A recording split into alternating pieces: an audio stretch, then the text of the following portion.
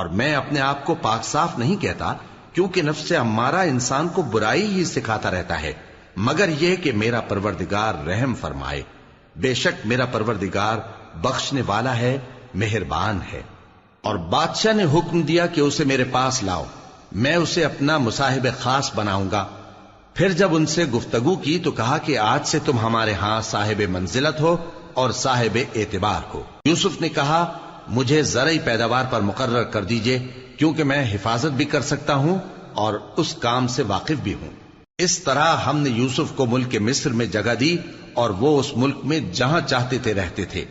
ہم اپنی رحمت جس پر چاہتے ہیں کرتے ہیں اور نیکوکاروں کے اجر کو ضائع نہیں کرتے، اور جو لوگ ایمان لائے اور ڈرتے رہے ان کے لیے آخرت کا اجر بہت بہتر ہے۔ اور یوسف کے بھائی کنعان سے مصر میں غلہ خریدنے کے لیے آئے تو یوسف کے پاس گئے، تو یوسف نے ان کو پہچان لیا اور وہ ان کو نہ پہچان سکے۔ اور جب یوسف نے ان کے لیے ان کا سامان تیار کر دیا تو کہا کہ پھر آنا تو جو باپ کی طرف سے تمہارا ایک اور بھائی ہے اسے بھی میرے پاس لیتے آنا۔ کیا تم نہیں دیکھتے کہ میں ناب بھی پوری پوری دیتا ہوں اور مہمانداری بھی خوب کرتا ہوں؟ اب اگر تم اسے میرے پاس نہ لاؤ گے تو نہ تمہیں میرے ہاں سے غلہ ملے گا اور نہ تم میرے پاس ہی آ سکو گے۔ انہوں نے کہا کہ ہم اس کے بارے میں اس کے والد کو پھسلائیں گے اور ہم یہ کام کر کے رہیں گے۔ اور یوسف نے اپنے خدام سے کہا کہ ان کا سرمایہ یعنی غلے کی قیمت ان کے سامان میں رکھ دو۔ عجب نہیں کہ جب یہ اپنے اہل و عیال میں جائیں تو اسے پہچان لیں، اور عجب نہیں کہ یہ پھر یہاں آئے۔ بس جب وہ اپنے والد کے پاس واپس گئے تو کہنے لگے کہ ابا ہمارے لیے غلے کی بندش کر دی گئی ہے، تو ہمارے ساتھ ہمارے بھائی کو بھیج دیجئے تاکہ ہم پھر غلہ لائیں اور ہم اس کے نگہبان ہیں۔ یعقوب نے کہا کہ میں اس کے بارے میں تمہارا اعتبار نہیں کرتا، مگر ویسا ہی جیسا پہلے اس کے بھائی کے بارے میں کیا تھا، سو اللہ ہی بہتر نگہبان ہے اور وہ سب سے زیادہ رحم کرنے والا ہے۔ اور جب انہوں نے اپنا اسباب کھولا تو دیکھا کہ ان کا سرمایہ واپس کر دیا گیا ہے۔ کہنے لگے ابا ہمیں اور کیا چاہیے؟ دیکھیے یہ ہماری پونجی بھی ہمیں واپس کر دی گئی ہے، اور ہم اپنے اہل و عیال کے لیے پھر غلہ لائیں گے اور اپنے بھائی کی نگہبانی کریں گے، اور ایک بار شتر زیادہ لائیں گے کہ یہ غلہ جو ہم لائے ہیں تھوڑا ہے۔ یعقوب نے کہا کہ جب تک تم اللہ کا عہد نہ دو کہ اس کو میرے پاس صحیح و سالم لے آؤ گے، میں اسے ہرگز تمہارے ساتھ نہیں بھیجنے کا، مگر یہ کہ تم گھیر لیے جاؤ یعنی بے بس ہو جاؤ تو مجبوری ہے۔ پس جب انہوں نے والد کو اپنا قول دیا تو یعقوب نے کہا کہ جو قول و قرار ہم کر رہے ہیں اس کا اللہ ضامن ہے، اور فرمایا کہ اے میرے بیٹو ایک ہی دروازے سے داخل نہ ہونا بلکہ جدا جدا دروازوں سے داخل ہونا، اور میں اللہ کی تقدیر کو تو تم سے روک نہیں سکتا، بے شک حکم اللہ ہی کا ہے، میں اسی پر بھروسہ رکھتا ہوں، اور اہل توکل کو اسی پر بھروسہ رکھنا چاہیے۔ اور جب وہ ان مقامات سے داخل ہوئے جہاں جہاں سے داخل ہونے کے لیے ان کے والد نے ان سے کہا تھا، تو وہ تدبیر اللہ کے حکم کو ذرا بھی ٹال نہیں سکتی تھی۔ ہاں وہ یعقوب کے دل کی خواہش تھی جو انہوں نے پوری کی تھی، اور بے شک وہ صاحب علم تھے، کیونکہ ہم نے ان کو علم سکھایا تھا، لیکن اکثر لوگ نہیں جانتے۔ اور جب وہ لوگ یوسف کے پاس پہنچے تو یوسف نے اپنے حقیقی بھائی کو اپنے پاس جگہ دی اور کہا کہ میں تمہارا بھائی ہوں، تو جو سلوک یہ ہمارے ساتھ کرتے رہے ہیں اس پر افسوس نہ کرنا۔ پھر جب ان کا اسباب تیار کر دیا تو اپنے بھائی کے تھیلے میں آپ خورا رکھ دیا۔ پھر جب وہ آبادی سے باہر نکل گئے تو ایک پکارنے والے نے آواز دی کہ قافلے والو تم تو چور ہو۔ وہ ان کی طرف متوجہ ہو کر کہنے لگے کہ تمہاری کیا چیز کھوئی گئی ہے؟ وہ بولے کہ بادشاہ کا کٹورا کھویا گیا ہے، اور جو شخص اس کو لے کے آئے اس کے لیے ایک بار شتر انعام، اور میں اس کا ضامن ہوں۔ وہ کہنے لگے کہ اللہ کی قسم تم کو معلوم ہے کہ ہم اس ملک میں اس لیے نہیں آئے کہ خرابی کریں اور نہ ہم چوری کیا کرتے ہیں۔ وہ بولے کہ اگر تم جھوٹے نکلے یعنی چوری ثابت ہوئی تو اس کی سزا کیا؟ انہوں نے کہا کہ اس کی سزا یہ کہ جس کے تھیلے میں وہ دستیاب ہو وہی اس کا بدل قرار دیا جائے، ہم ظالموں کو یہی سزا دیا کرتی ہیں۔ پھر یوسف نے اپنے بھائی کے تھیلے سے پہلے ان کے تھیلوں کو دیکھنا شروع کیا، پھر اپنے بھائی کے تھیلے میں سے اس کو نکال لیا۔ اس طرح ہم نے یوسف کے لیے تدبیر کی، ورنہ بادشاہ کے قانون کے مطابق وہ اپنے بھائی کو لے نہیں سکتے تھے مگر یہ کہ اللہ چاہے ہم جس کے چاہتے ہیں درجے بلند کرتے ہیں، اور ہر علم والے سے بڑھ کر ایک بڑا علم والا ہے۔ برادران یوسف نے کہا کہ اگر اس نے چوری کی ہو تو کچھ عجب نہیں کہ اس کے ایک بھائی نے بھی پہلے چوری کی تھی، مگر یوسف نے اس بات کو اپنے دل میں مخفی رکھا اور ان پر ظاہر نہ ہونے دیا، یعنی زیر لب کہا کہ تم بڑے برے ہو اور جو تم بیان کرتے ہو اللہ اسے خوب جانتا ہے۔ وہ کہنے لگے کہ اے عزیز، اس کے والد بہت بوڑھے ہیں اور اس سے بہت محبت رکھتے ہیں، تو اس کو چھوڑ دیجئے اور اس کی جگہ ہم میں سے کسی کو رکھ لیجئے، ہم دیکھتے ہیں کہ آپ احسان کرنے والے ہیں۔ یوسف نے کہا کہ اللہ پناہ میں رکھے کہ جس شخص کے پاس ہم نے اپنی چیز پائی ہے اس کے سوا کسی اور کو پکڑ لیں، ایسا کریں تو ہم بڑے بے انصاف ہیں۔ آخر جب وہ اس سے نا امید ہو گئے تو الگ ہو کر صلاح کرنے لگے۔ سب سے بڑے نے کہا، کیا تم نہیں جانتے کہ تمہارے والد نے تم سے اللہ کا عہد لیا ہے اور اس سے پہلے بھی تم یوسف کے بارے میں قصور کر چکے ہو؟ تو جب تک والد صاحب مجھے اجازت نہ دیں میں تو اس جگہ سے ہلنے کا نہیں، یا اللہ میرے لیے کوئی فیصلہ کرے، اور وہ سب سے بہتر فیصلہ کرنے والا ہے۔ تم سب والد صاحب کے پاس واپس جاؤ اور کہو کہ ابا، آپ کے صاحبزادے نے وہاں جا کر چوری کی، اور ہم نے تو اپنی دانست کے مطابق آپ سے اس کے لے آنے کا عہد کیا تھا، مگر ہم غیب کی باتوں کے جاننے اور یاد رکھنے والے تو نہیں تھے، اور جس بستی میں ہم ٹھہرے تھے وہاں سے، یعنی اہل مصر سے، اور جس قافلے میں آئے ہیں اس سے دریافت کر لیجئے، اور ہم اس بیان میں بالکل سچے ہیں۔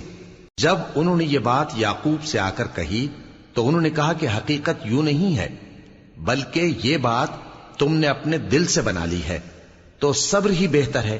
عجب نہیں کہ اللہ ان سب کو میرے پاس لے آئے، بے شک وہ علم والا ہے، حکمت والا ہے۔ اور ان کے پاس سے چلے گئے اور کہنے لگے کہ ہائے افسوس یوسف پر، ہائے افسوس، اور رنج و الم میں ان کی آنکھیں سفید ہو گئیں اور ان کا دل غم سے بھر رہا تھا۔ بیٹے کہنے لگے کہ واللہ آپ تو یوسف کو اسی طرح یاد ہی کرتے رہیں گے یہاں تک کہ آپ گھل جائیں گے یا جان ہی دے دیں گے۔ انہوں نے کہا کہ میں تو اپنے غم و اندوہ کا اظہار اللہ سے کرتا ہوں، اور اللہ کی طرف سے وہ باتیں جانتا ہوں جو تم نہیں جانتے۔ اے بیٹو، یوں کرو کہ ایک دفعہ پھر جاؤ اور یوسف اور اس کے بھائی کو تلاش کرو، اور اللہ کی رحمت سے نا امید نہ ہونا کہ اللہ کی رحمت سے تو کافر لوگ ہی نا امید ہوا کرتے ہیں۔ پھر جب وہ یوسف کے پاس گئے تو کہنے لگے کہ اے عزیز، ہمیں اور ہمارے اہل و عیال کو بڑی تکلیف ہو رہی ہے، اور ہم یہ تھوڑا سا سرمایہ لائے ہیں، آپ ہمیں اس کے عوض پورا غلہ دے دیجئے اور ہم پر خیرات کیجئے کہ اللہ خیرات کرنے والوں کو ثواب دیتا ہے۔ یوسف نے کہا، تمہیں معلوم ہے کہ جب تم نادانی میں پھنسے ہوئے تھے تو تم نے یوسف اور اس کے بھائی کے ساتھ کیا کیا تھا؟ وہ بولے، کیا واقعی تم ہی یوسف ہو؟ انہوں نے کہا، ہاں میں یوسف ہوں، اور بن یامین کی طرف اشارہ کر کے کہنے لگے، یہ میرا بھائی ہے، اللہ نے ہم پر بڑا احسان کیا ہے۔ جو شخص اللہ سے ڈرتا اور صبر کرتا ہے تو اللہ نیکوکاروں کا اجر ضائع نہیں کرتا۔ وہ بولے، اللہ کی قسم، اللہ نے تم کو ہم پر فضیلت بخشی ہے اور بے شک ہم خطاکار تھے۔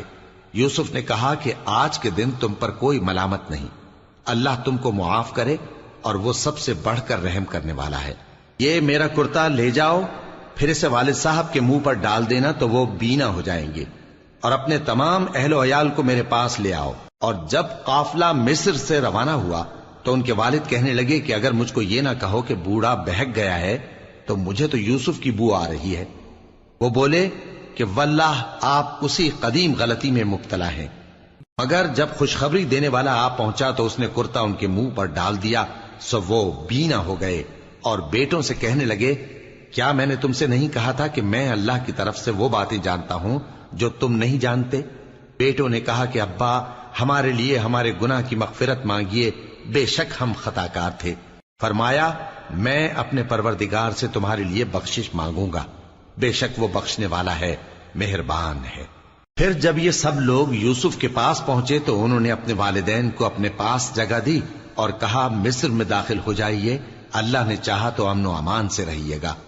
اور اپنے والدین کو تخت پر بٹھایا اور سب ان کے آگے سجدے میں گر پڑے۔ اور اس وقت یوسف نے کہا، ابا جان، یہ میرے اس خواب کی تعبیر ہے جو میں نے پہلے بچپن میں دیکھا تھا، میرے پروردگار نے اسے سچ کر دیا اور اس نے مجھ پر بہت سے احسان کیے ہیں کہ مجھ کو قید خانے سے نکالا، اور اس کے بعد کہ شیطان نے مجھ میں اور میرے بھائیوں میں فساد ڈال دیا تھا، آپ کو گاؤں سے یہاں لایا۔ بے شک میرا پروردگار جو چاہتا ہے تدبیر سے کرتا ہے، وہ علم والا ہے، حکمت والا ہے۔ جب یہ سب باتیں ہو لیں تو یوسف نے اللہ سے دعا کی کہ اے میرے پروردگار، تو نے مجھ کو حکومت سے نوازا اور خوابوں کی تعبیر کا علم بخشا۔ اے آسمانوں اور زمین کے پیدا کرنے والے، تو ہی دنیا اور آخرت میں میرا کارساز ہے۔ تو مجھے دنیا سے اپنی اطاعت کی حالت میں اٹھائیو اور آخرت میں اپنے نیک بندوں میں داخل کیجو۔ اے پیغمبر، یہ اخبار غیب میں سے ہیں جو ہم تمہاری طرف بھیجتے ہیں۔ اور جب برادران یوسف نے اپنی بات پر اتفاق کیا تھا اور وہ فریب کر رہے تھے تو تم ان کے پاس تو نہ تھے، اور بہت سے آدمی گو تم کتنی خواہش کرو ایمان لانے والے نہیں ہیں، اور تم ان سے اس خیر خواہی کا کچھ صلہ بھی تو نہیں مانگتے۔ یہ قرآن اور کچھ نہیں تمام جہانوں کے لیے نصیحت ہے، اور آسمان و زمین میں بہت سی نشانیاں ہیں جن پر سے یہ گزرتے ہیں اور ان کو نظر انداز کر دیتے ہیں، اور یہ اکثر اللہ پر ایمان نہیں رکھتے مگر اس کے ساتھ شرک بھی کرتے ہیں۔ تو کیا یہ اس بات سے بے خوف ہیں کہ ان پر اللہ کا عذاب نازل ہو کر ان کو ڈھانپ لے، یا ان پر ناگہاں قیامت آ جائے اور انہیں خبر بھی نہ ہو؟ کہہ دو میرا رستہ تو یہ ہے، میں اللہ کی طرف بلاتا ہوں سمجھ بوجھ کر، میں بھی لوگوں کو اللہ کی طرف بلاتا ہوں اور میرے پیراؤ بھی، اور اللہ پاک ہے اور میں شرک کرنے والوں میں سے نہیں ہوں۔ اور ہم نے تم سے پہلے بستیوں کے رہنے والوں میں سے مرد ہی بھیجے تھے جن کی طرف ہم وہی بھیجتے تھے۔ کیا ان لوگوں نے ملک میں سیر و سیاحت نہیں کی کہ دیکھ لیتے کہ جو لوگ ان سے پہلے تھے ان کا انجام کیا ہوا؟ اور متقیوں کے لیے آخرت کا گھر بہت اچھا ہے، کیا تم سمجھتے نہیں؟ یہاں تک کہ جب پیغمبر نا امید ہو گئے اور انہوں نے خیال کیا کہ اپنی نصرت کے بارے میں جو بات انہوں نے کہی تھی اس میں وہ سچے نہ نکلے، تو ان کے پاس ہماری مدد آ پہنچی، پھر جسے ہم نے چاہا بچا دیا، اور ہمارا عذاب اتر کر گناہگار لوگوں سے پھیرا نہیں کرتا۔ ان کے قصے میں عقل مندوں کے لیے عبرت ہے۔ یہ قرآن ایسی بات نہیں ہے جو اپنے دل سے بنائی گئی ہو، بلکہ جو کتابیں اس سے پہلے نازل ہوئی ہیں ان کی تصدیق کرنے والا ہے اور ہر چیز کی تفصیل کرنے والا، اور مومنوں کے لیے ہدایت اور رحمت ہے۔ شروع اللہ کا نام لے کر جو بڑا مہربان نہایت رحم والا ہے۔ الف لام میم را۔ اے نبی، یہ کتاب الہی کی آیتیں ہیں، اور جو کچھ تمہارے پروردگار کی طرف سے تم پر نازل ہوا ہے حق ہے، لیکن اکثر لوگ ایمان نہیں لاتے۔ اللہ وہی تو ہے جس نے ستونوں کے بغیر آسمان جیسا کہ تم دیکھتے ہو اتنے اونچے بنائے، پھر عرش پر جلوہ افروز ہوا اور سورج اور چاند کو کام میں لگا دیا، ہر ایک میعاد معین تک گردش کر رہا ہے۔ وہی دنیا کے کاموں کا انتظام کرتا ہے، اس طرح وہ اپنی آیتیں کھول کھول کر بیان کرتا ہے کہ تم اپنے پروردگار کے روبرو جانے کا یقین کرو۔ اور وہی ہے جس نے زمین کو پھیلایا اور اس میں پہاڑ اور دریا پیدا کیے اور ہر طرح کے میووں کی دو دو قسمیں بنائیں۔ وہی رات کو دن کا لباس پہناتا ہے، غور کرنے والوں کے لیے اس میں بہت سی نشانیاں ہیں۔ اور زمین میں کئی طرح کے قطعات ہیں ایک دوسرے سے ملے ہوئے، اور انگور کے باغ اور کھیتی اور کھجور کے درخت، بعض کی بہت سی شاخیں ہیں اور بعض کی اتنی نہیں ہوتی، باوجود کہ پانی سب کو ایک ہی ملتا ہے۔ اور ہم بعض میووں کو بعض پر لذت میں فضیلت دیتی ہیں، اور اس میں سمجھنے والوں کے لیے بہت سی نشانیاں ہیں۔ اگر تم عجیب بات سننی چاہو تو کافروں کا یہ کہنا عجیب ہے کہ جب ہم مر کر مٹی ہو جائیں گے تو کیا از سر نو پیدا ہوں گے؟ یہی لوگ ہیں جو اپنے پروردگار سے منکر ہوئے ہیں، اور یہی ہیں جن کی گردنوں میں طوق ہوں گے، اور یہی اہل دوزخ ہیں کہ ہمیشہ اس میں جلتے رہیں گے۔ اور یہ لوگ بھلائی سے پہلے تم سے برائی جلدی سے مانگتے ہیں، یعنی طالب عذاب ہیں، حالانکہ ان سے پہلے عذاب واقع ہو چکے ہیں۔ اور تمہارا پروردگار لوگوں کو باوجود ان کی بے انصافیوں کے معاف کرنے والا ہے، اور بے شک تمہارا پروردگار سخت عذاب دینے والا ہے۔ اور کافر لوگ کہتے ہیں کہ اس پیغمبر پر اس کے پروردگار کی طرف سے کوئی نشانی کیوں نازل نہیں ہوئی؟ اے نبی، تم تو صرف خبردار کرنے والے ہو، اور ہر ایک قوم کے لیے رہنما ہوا کرتا ہے۔ اللہ ہی اس بچے سے واقف ہے جو عورت کے پیٹ میں ہوتا ہے، اور وہی پیٹ کے سکڑنے اور بڑھنے سے بھی واقف ہے، اور ہر چیز کا اس کے ہاں ایک اندازہ مقرر ہے۔ وہ چھپی اور ظاہر چیزوں کا جاننے والا ہے، سب سے بزرگ ہے، عالی رتبہ ہے۔ کوئی تم میں سے چپکے سے بات کہے یا پکار کر، یا رات کو کہیں چھپ جائے یا دن کی روشنی میں کھلم کھلا چلے پھرے، اللہ کے نزدیک برابر ہے۔ اس کے آگے اور پیچھے اللہ کے چوکیدار ہیں جو اللہ کے حکم سے اس کی نگرانی کرتے ہیں۔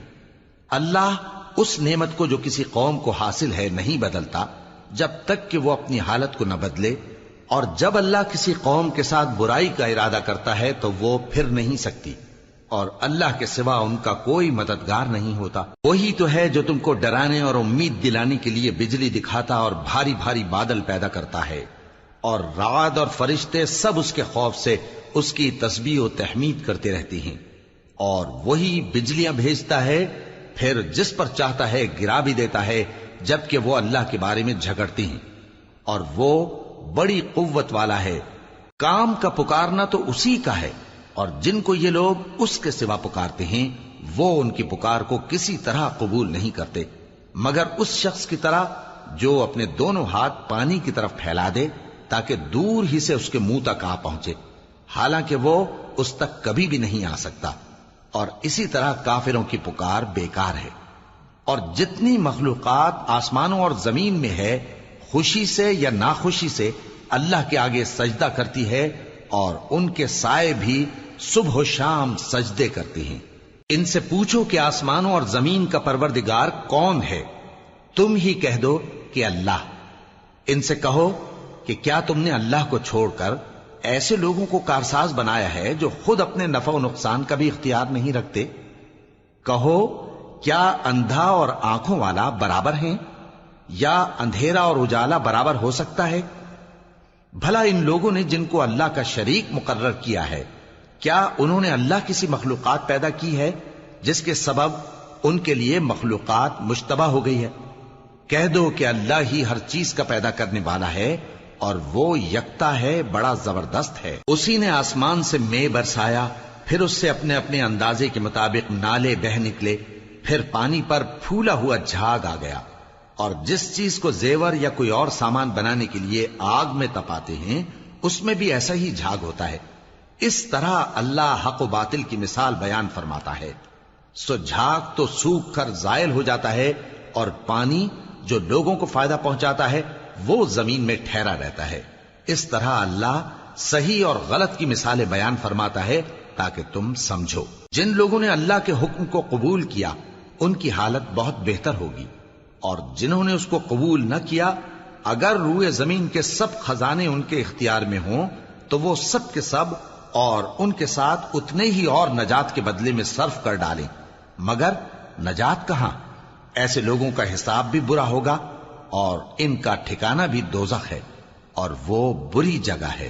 بھلا جو شخص یہ جانتا ہے کہ جو کچھ تمہارے پروردگار کی طرف سے تم پر نازل ہوا ہے حق ہے، وہ اس شخص کی طرح ہے جو اندھا ہے، اور سمجھتے تو وہی ہیں جو عقل مند ہیں، جو اللہ کے عہد کو پورا کرتے ہیں اور قول و قرار کو نہیں توڑتے، اور جن رشتوں کے جوڑے رکھنے کا اللہ نے حکم دیا ان کو جوڑے رکھتے، اور اپنے پروردگار سے ڈرتے رہتے اور برے حساب سے خوف رکھتے ہیں، اور جو اپنے پروردگار کی خوشنودی حاصل کرنے کے لیے مصائب پر صبر کرتے ہیں اور نماز پڑھتے ہیں، اور جو مال ہم نے ان کو دیا ہے اس میں سے پوشیدہ اور ظاہر خرچ کرتے ہیں، اور نیکی سے برائی کو دور کرتے ہیں، یہی لوگ ہیں جن کے لیے عاقبت کا گھر ہے، یعنی ہمیشہ رہنے کے باغات جن میں وہ داخل ہوں گے، اور ان کے باپ دادوں اور بیویوں اور اولاد میں سے جو نیکوکار ہوں گے وہ بھی بہشت میں جائیں گے، اور فرشتے بہشت کے ہر ایک دروازے سے ان کے پاس آئیں گے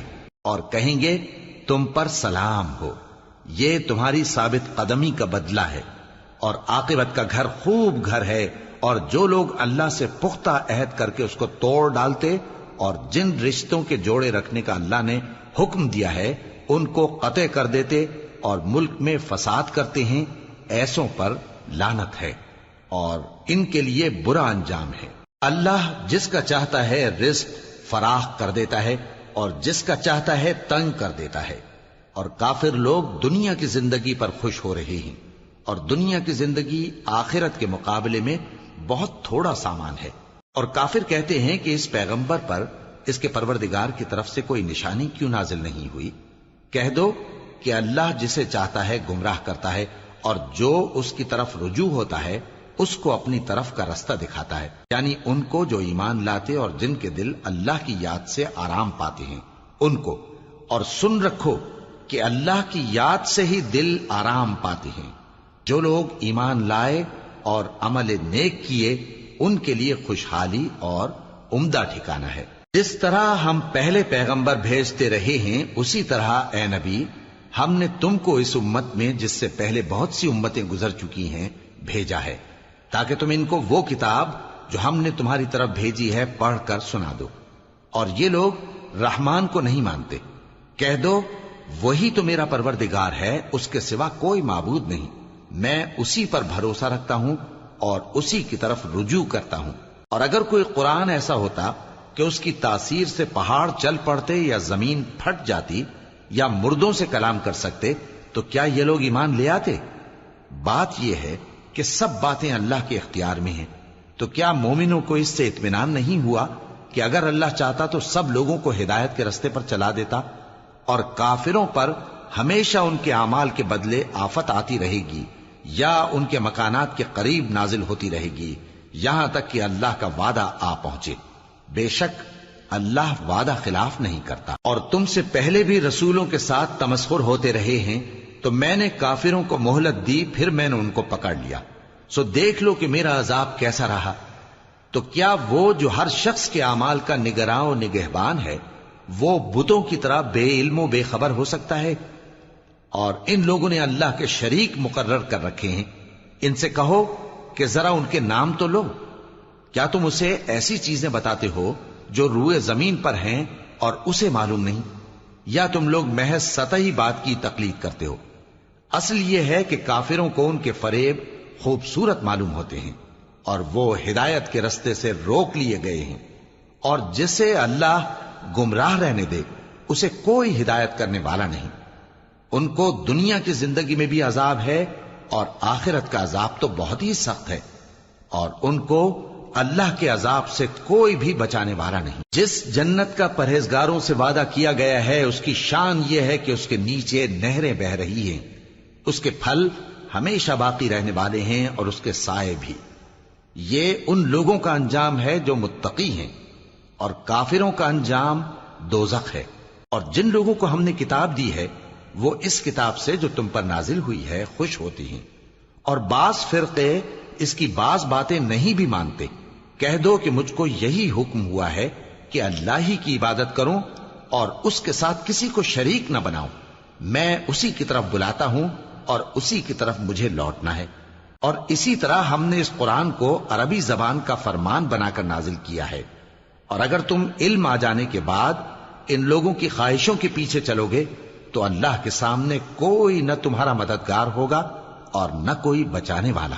اور اے نبی ہم نے تم سے پہلے بھی پیغمبر بھیجے تھے اور ان کو بیویاں اور اولاد بھی دی تھیں، اور کسی پیغمبر کے اختیار کی بات نہ تھی کہ اللہ کے حکم کے بغیر کوئی نشانی لے آتا۔ ہر حکم قضا کتاب میں لکھا ہوا ہے۔ اللہ جس چیز کو چاہتا ہے مٹا دیتا ہے اور جس کو چاہتا ہے باقی رکھتا ہے، اور اسی کے پاس اصل کتاب ہے۔ اور اگر ہم کوئی عذاب جس کا ان لوگوں سے وعدہ کرتے ہیں تمہیں دکھائیں، یعنی تمہارے روبرو ان پر نازل کریں، یا تمہاری مدت حیات پوری کر دیں، یعنی تمہارے انتقال کے بعد عذاب بھیجیں، تو تمہارا کام ہمارے احکام کا پہنچا دینا ہے اور ہمارا کام حساب لینا ہے۔ کیا انہوں نے نہیں دیکھا کہ ہم زمین کو اس کے کناروں سے گھٹاتے چلے آ رہے ہیں؟ اور اللہ جیسا چاہتا ہے حکم کرتا ہے، کوئی اس کے حکم کا رد کرنے والا نہیں، اور وہ جلد حساب لینے والا ہے۔ جو لوگ ان سے پہلے تھے وہ بھی بہتیری تدبیریں کرتے رہے ہیں، سو تدبیر تو سب اللہ ہی کی ہوتی ہے۔ ہر شخص جو کچھ کر رہا ہے اللہ اسے جانتا ہے، اور کافر جلد معلوم کر لیں گے کہ آخرت میں اچھا انجام کس کے لیے ہوتا ہے۔ اور کافر لوگ کہتے ہیں کہ تم پیغمبر نہیں ہو۔ کہہ دو کہ میرے اور تمہارے درمیان اللہ اور وہ شخص جس کے پاس کتاب آسمانی کا علم ہے بطور گواہ کافی ہے۔ شروع اللہ کا نام لے کر جو بڑا مہربان نہایت رحم والا ہے۔ الف لام را، یہ ایک پر نور کتاب ہے، اس کو ہم نے تم پر اس لیے نازل کیا ہے کہ تم لوگوں کو اندھیروں سے نکال کر روشنی کی طرف لے جاؤ، یعنی ان کے پروردگار کے حکم سے عزت والے خوبیوں والے مالک کے راستے کی طرف، یعنی اس اللہ کے راستے کی طرف کہ جو کچھ آسمانوں اور زمین میں ہے سب اسی کا ہے، اور ان کافروں کے لیے عذاب شدید کی وجہ سے تباہی اور بربادی مقدر ہے، جو آخرت کے مقابلے میں دنیاوی زندگی کو پسند کرتے اور لوگوں کو اللہ کے راستے سے روکتے اور اس میں کجی چاہتے ہیں۔ یہ لوگ بڑے دور کی گمراہی میں ہیں، اور ہم نے کوئی پیغمبر نہیں بھیجا مگر وہ اپنی قوم کی زبان بولتا تھا تاکہ انہیں احکام الہی کھول کھول کر بتا دے۔ پھر اللہ جسے چاہتا ہے گمراہ رہنے دیتا ہے اور جسے چاہتا ہے ہدایت دیتا ہے، اور وہ غالب ہے، حکمت والا ہے۔ اور ہم نے موسیٰ کو اپنی نشانیاں دے کر بھیجا کہ اپنی قوم کو تاریکیوں سے نکال کر روشنی میں لے جاؤ اور ان کو اللہ کے دن یاد دلاؤ، اور اس میں ان لوگوں کے لیے جو صابر و شاکر ہیں نشانیاں ہیں۔ اور جب موسیٰ نے اپنی قوم سے کہا کہ اللہ نے جو تم پر مہربانیاں کی ہیں ان کو یاد کرو، جبکہ اس نے تم کو فرعون کی قوم سے رہائی بخشی، وہ لوگ تمہیں برے برے عذاب دیتے تھے اور تمہارے بیٹوں کو مار ڈالتے تھے اور تمہاری لڑکیوں کو زندہ رہنے دیتے تھے، اور اس میں تمہارے پروردگار کی طرف سے بڑی آزمائش تھی۔ اور جب تمہارے پروردگار نے تم کو آگاہ کیا کہ اگر شکر کرو گے تو میں تمہیں زیادہ دوں گا، اور اگر ناشکری کرو گے تو یاد رکھو کہ میرا عذاب بھی سخت ہے۔ اور موسیٰ نے صاف صاف کہہ دیا کہ اگر تم اور جتنے اور لوگ زمین میں ہیں سب کے سب ناشکری کرو تو بھی اللہ بے نیاز ہے، قابل تعریف ہے۔ بھلا تم کو ان لوگوں کے حالات کی خبر نہیں پہنچی جو تم سے پہلے تھے، یعنی نوح اور عاد اور سمود کی قوم اور جو ان کے بعد تھے، جن کا علم اللہ کے سوا کسی کو نہیں۔ جب ان کے پاس ان کے پیغمبر نشانیاں لے کر آئے تو انہوں نے اپنے ہاتھ ان کے منہوں پر رکھ دیے کہ خاموش رہو، اور کہنے لگے کہ ہم تو تمہاری رسالت کو تسلیم نہیں کرتے، اور جس چیز کی طرف تم ہمیں بلاتے ہو ہم کو اس میں بھاری شک ہے۔ ان کے پیغمبروں نے کہا، کیا تم کو اللہ کے بارے میں شک ہے جو آسمانوں اور زمین کا پیدا کرنے والا ہے؟ وہ تمہیں اس لیے بلاتا ہے کہ تمہارے گناہ بخشے اور ایک مدت مقرر تک تم کو مہلت دے۔ وہ بولے کہ تم تو ہمارے ہی جیسے آدمی ہو، تمہارا یہ منشا ہے کہ جن چیزوں کو ہمارے بڑے پوجتے رہے ہیں ان کے پوجنے سے تم ہمیں روک دو، تو اچھا کوئی کھلی دلیل لاؤ، یعنی معجزہ دکھاؤ۔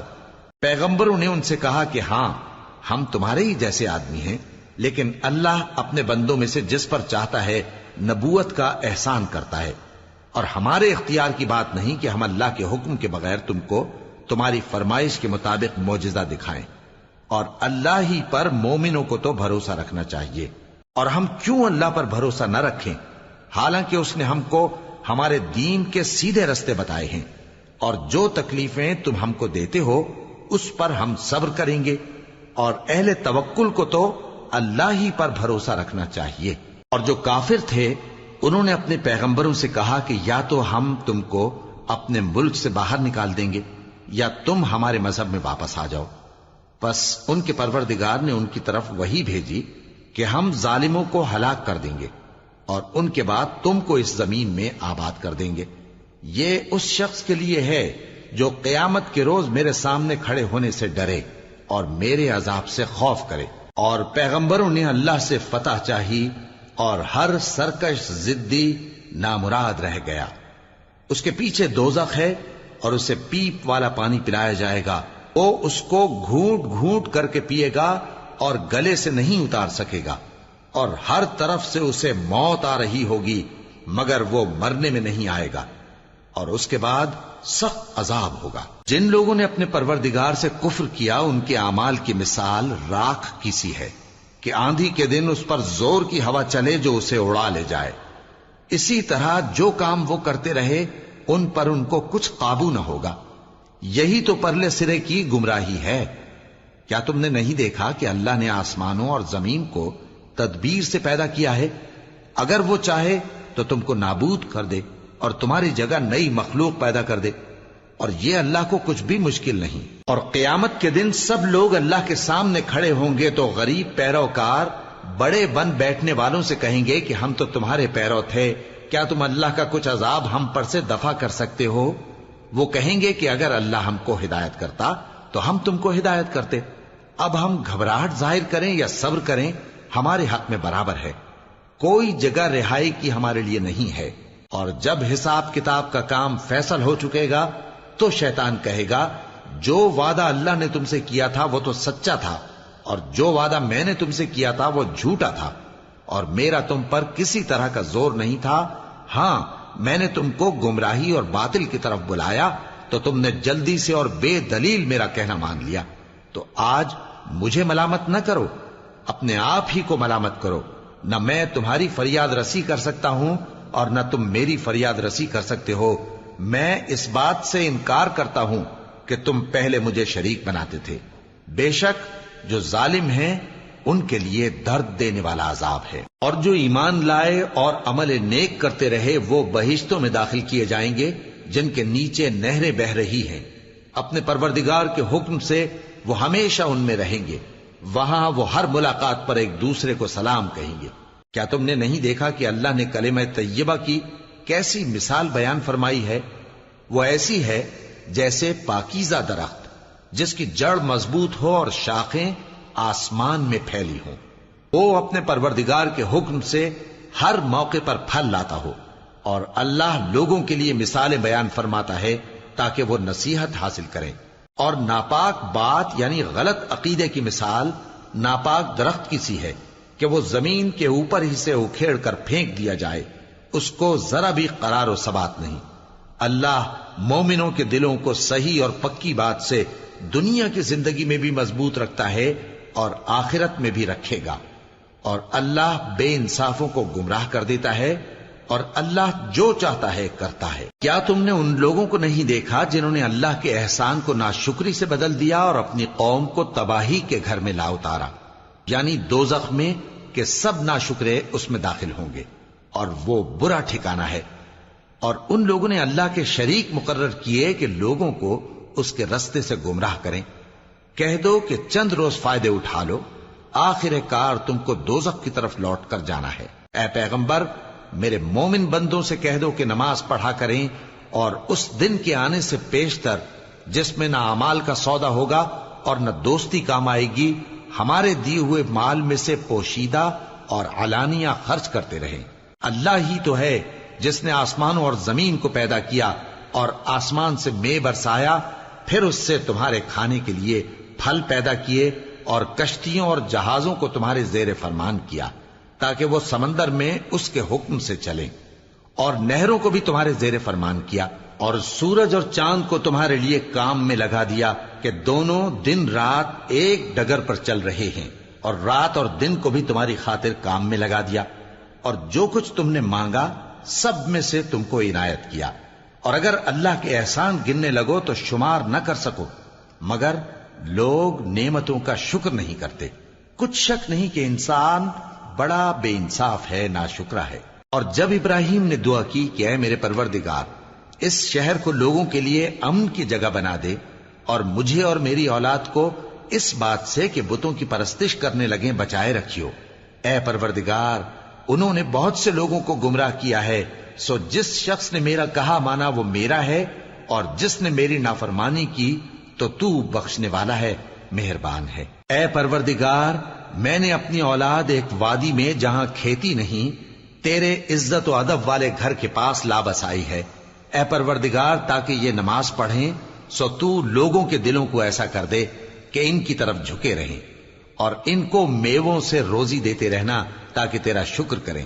اے پروردگار، جو بات ہم چھپاتے اور جو ظاہر کرتے ہیں تو سب جانتا ہے، اور اللہ سے کوئی چیز مخفی نہیں، نہ زمین میں نہ آسمان میں۔ اللہ کا شکر ہے جس نے مجھ کو بڑی عمر میں اسماعیل اور اسحاق بخشے، بے شک میرا پروردگار دعا سننے والا ہے۔ اے پروردگار، مجھ کو ایسی توفیق عنایت کر کہ نماز پڑھتا رہوں، اور میری اولاد کو بھی یہ توفیق بخش۔ اے پروردگار، میری دعا قبول فرما۔ اے پروردگار، حساب کتاب کے دن میری اور میرے ماں باپ کی اور مومنوں کی مغفرت کیجو۔ اور مومنوں، یہ نہ سمجھنا کہ یہ ظالم جو کام کر رہے ہیں اللہ ان سے بے خبر ہے۔ وہ ان کو اس دن تک مہلت دے رہا ہے جبکہ دہشت کے سبب آنکھیں پھٹی کی پھٹی رہ جائیں گی اور لوگ سر اٹھائے ہوئے میدان قیامت کی طرف دوڑ رہے ہوں گے۔ ان کی نگاہیں خود اپنی طرف لوٹ نہ سکیں گی اور ان کے دل مارے خوف کے ہوا ہو رہے ہوں گے۔ اور لوگوں کو اس دن سے آگاہ کر دو جب ان پر عذاب آ جائے گا۔ تب ظالم لوگ کہیں گے کہ اے ہمارے پروردگار، ہمیں تھوڑی سی مہلت عطا کر تاکہ ہم تیری دعوت توحید قبول کریں اور تیرے پیغمبروں کے پیچھے چلیں۔ تو جواب ملے گا، کیا تم پہلے قسمیں نہیں کھایا کرتے تھے کہ تم کو اس حال سے جس میں تم ہو زوال نہیں ہوگا؟ اور جو لوگ اپنے آپ پر ظلم کرتے تھے تم ان کے مکانوں میں رہتے تھے، اور تم پر ظاہر ہو چکا تھا کہ ہم نے ان لوگوں کے ساتھ کس طرح کا معاملہ کیا تھا، اور تمہارے سمجھانے کے لیے مثالیں بیان کر دی تھیں۔ اور انہوں نے بڑی بڑی تدبیریں کی، اور ان کی سب تدبیریں اللہ کے ہاں لکھی ہوئی ہیں۔ گو وہ تدبیریں ایسی غضب کی تھیں کہ ان سے پہاڑ بھی ٹل جائیں۔ تو ایسا خیال نہ کرنا کہ اللہ نے جو اپنے پیغمبروں سے وعدہ کیا ہے وہ اس کے خلاف کرے گا۔ بے شک اللہ زبردست ہے، بدلہ لینے والا ہے۔ جس دن یہ زمین دوسری ہی زمین بنا دی جائے گی اور آسمان بھی بدل دیے جائیں گے اور سب لوگ اللہ کے سامنے نکل کھڑے ہوں گے، جو یکتا ہے بڑا زبردست ہے۔ اور اس دن تم گناہگاروں کو دیکھو گے کہ زنجیروں میں جکڑے ہوئے ہیں، ان کے کرتے تارکول کے ہوں گے اور ان کے چہروں کو آگ لپٹ رہی ہوگی، یہ اس لیے کہ اللہ ہر شخص کو اس کے اعمال کا بدلہ دے۔ بے شک اللہ جلد حساب لینے والا ہے۔ یہ قرآن لوگوں کے نام اللہ کا پیغام ہے تاکہ ان کو اس سے ڈرایا جائے اور تاکہ وہ جان لیں کہ وہی اکیلا معبود ہے، اور تاکہ اہل عقل نصیحت حاصل کریں۔